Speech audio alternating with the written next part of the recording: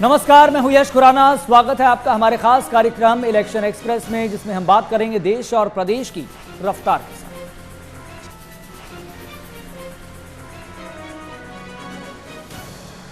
PM Narendra Modi ने शुक्रवार को राजस्थान के चूरू में चुनावी रैली को संबोधित किया। पीएम ने कहा कि बीजेपी ने ईमानदारी से काम किया। जब कोविड जैसा बड़ा संकट आया तो दुनिया सोचने लगी कि भारत बर्बाद हो जाएगा और ये दुनिया को भी बर्बाद कर देगा, लेकिन इस संकट में हम भारतीयों ने अपने देश को देश बना दिया। भारत दुनिया की 5वीं सबसे बड़ी अर्थव्यवस्था बन गया। पीएम मोदी ने यहाँ कांग्रेस के घोषणा पत्र पर तंज कसा और केंद्र सरकार की योजनाएं भी गिनवाई। पीएम ने कहा कि बीजेपी जो कहती है वो पूरा करती है, दूसरी पार्टियों की तरह घोषणा पत्र जारी नहीं करती है।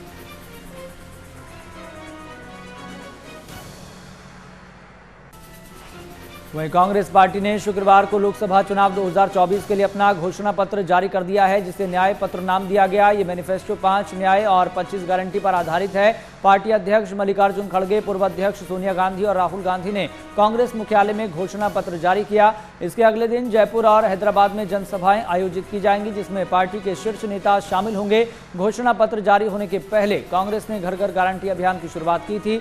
इस अभियान के तहत कांग्रेस कार्यकर्ता अगले कुछ हफ्तों तक पूरे भारत में 8 करोड़ परिवारों को ये गारंटी कार्ड बांटेंगे, जिन्हें 14 अलग अलग भाषाओं में छापा गया है। हर गारंटी कार्ड में मल्लिकार्जुन खड़गे और राहुल गांधी की तरफ से घोषित किए गए 5 न्याय और 25 गारंटियों की जानकारी दी गई है।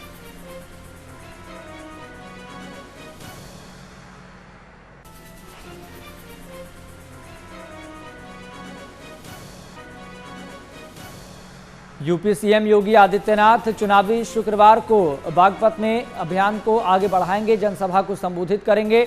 वहीं उन्होंने कहा कि इस बार बीजेपी के लिए ये चुनाव और भी महत्वपूर्ण है, क्योंकि पहली बार किसानों के मसीहा के रूप में चौधरी चरण सिंह को भारत का सर्वोच्च नागरिक सम्मान भारत रत्न मिला है। चौधरी चरण सिंह को ये सम्मान मिलना न केवल अन्नदाता किसानों का सम्मान है, बल्कि उत्तर प्रदेश वासियों का गौरव भी है।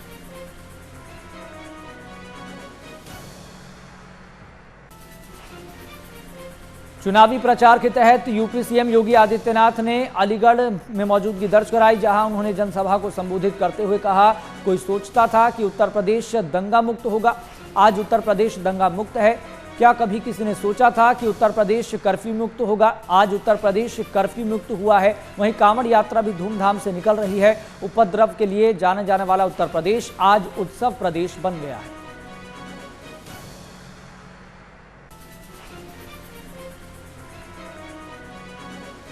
हिमाचल प्रदेश में 4 लोकसभा और 6 विधानसभा सीटों पर कांग्रेस जल्द अपने प्रत्याशियों का ऐलान कर सकती है। टिकट फाइनल करने के लिए शुक्रवार को दिल्ली में पार्टी के राष्ट्रीय महासचिव केसी वेणुगोपाल के घर मीटिंग बुलाई गई थी, लेकिन स्थगित कर दी गई। ये मीटिंग अब शनिवार सुबह होगी।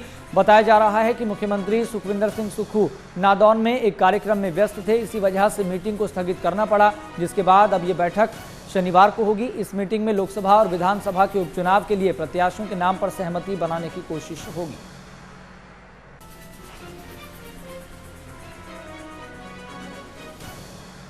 पश्चिम बंगाल की मुख्यमंत्री ममता बनर्जी ने शुक्रवार को अलीपुरद्वार में एक जनसभा को संबोधित किया। इस दौरान उन्होंने कहा, बीजेपी की गारंटी 0 है। सीएम ममता बनर्जी ने बीजेपी पर राजनीतिक लाभ के लिए केंद्रीय जांच एजेंसियों और अर्धसैनिक बलों का इस्तेमाल करने का आरोप लगाया। उन्होंने चुनाव आयोग से इस पर गौर करने और सुनिश्चित करने की मांग की। इसके अलावा ममता बनर्जी ने एनआरसी और सीएए का मुद्दा भी उठाया और कहा कि जब आप सीएए के लिए अपना पंजीकरण कराएंगे तो आप विदेशी हो जाएंगे, आप अपना वोट भी नहीं डाल पाएंगे।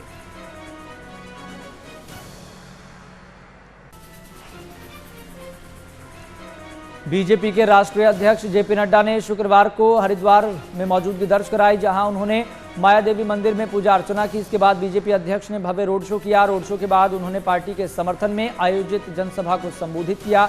उन्होंने कहा कि एक तरफ पीएम नरेंद्र मोदी के नेतृत्व में बीजेपी और एनडीए है, दूसरी तरफ ठगबंधन इंडी गठबंधन है। वहीं पीएम मोदी कहते हैं भ्रष्टाचार हटाओ और इंडी गठबंधन कहता है भ्रष्टाचारियों को बचाओ।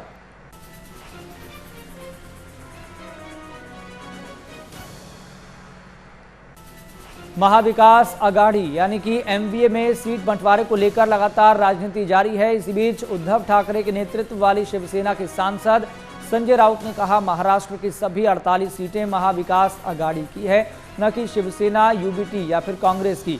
उन्होंने कहा कि शिवसेना यूबीटी का नजरिया स्पष्ट है, हमें सभी सीटें जीतनी है। सांगली सीट शिवसेना के पास है, जिससे कुछ लोग नाराज हो सकते हैं, लेकिन पार्टी सांगली की सीट जीतने की पूरी कोशिश करेगी।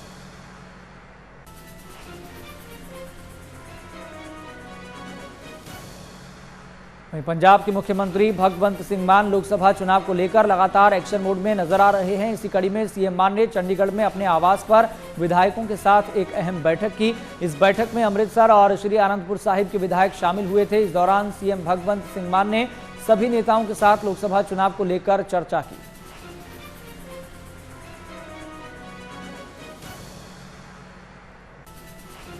बीजेपी की तरफ से लखनऊ के गोकुल अतिथि भवन में चुनाव संचालन समिति की बैठक का आयोजन किया गया। इस बैठक में यूपी सीएम योगी आदित्यनाथ भी शामिल हुए।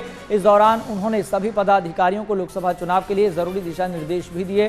सीएम योगी ने चुनाव संचालन समिति के जिम्मेदारों से कहा कि इस समय पूरे देश में बीजेपी के पक्ष में माहौल है। जरूरत और बूथ स्तर तक सक्रियता, तत्परता, सजगता की है। तो बूथ जितना मजबूत होगा, परिणाम भी उतना ही जबरदस्त आएगा। बूथ को जीतना ही चुनाव जीतने का सबसे कारगर फॉर्मूला है।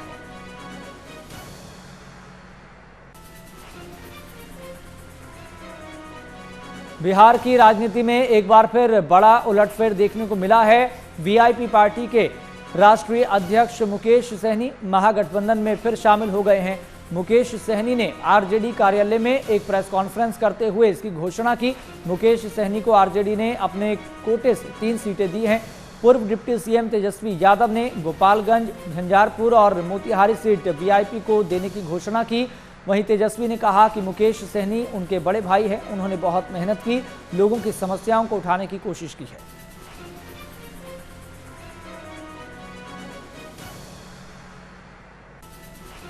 लोकसभा चुनाव से पहले पंजाब में आम आदमी पार्टी का लगातार कुनबा बढ़ रहा है। इसी कड़ी में बठिंडा में मुख्यमंत्री भगवंत सिंह मान की मौजूदगी में शिरोमणि अकाली दल के कई पार्षद और पदाधिकारी आम आदमी पार्टी में शामिल हुए। सीएम मान ने सभी का पार्टी में स्वागत किया। इस मौके पर बठिंडा से उम्मीदवार और कैबिनेट मंत्री गुरमीत सिंह खुडिया भी मौजूद रहे।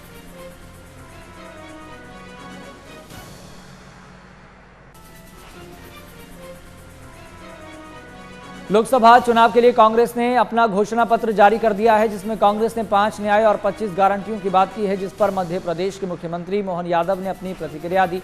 मुख्यमंत्री ने कांग्रेस पर अन्याय करने का आरोप लगाते हुए कहा कि कांग्रेस ने सबके साथ अन्याय करते हुए अपना समय गुजारा है। ऐसे में उनके मुंह पर न्याय शब्द शोभा नहीं देता। इसके साथ ही चुनाव में बीजेपी की जीत का दावा भी किया और दावा करते हुए कहा कि कांग्रेस एक हारी हुई लड़ाई लड़ रही है।